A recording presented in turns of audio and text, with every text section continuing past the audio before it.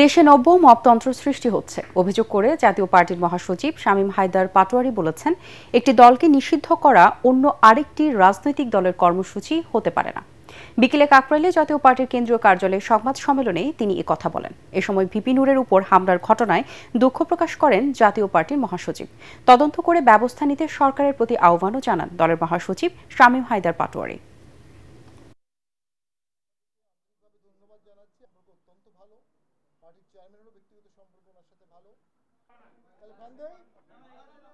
আমি দেশবাসীকে এবং সকল রাজনৈতিক দলকে বলবো, এই হানাহানির রাজনীতি পরিহার করে সকলের সহাবস্থান সৃষ্টির জন্য চেষ্টা করেন। আমরা নুরুর সুস্থতা কামনা করি।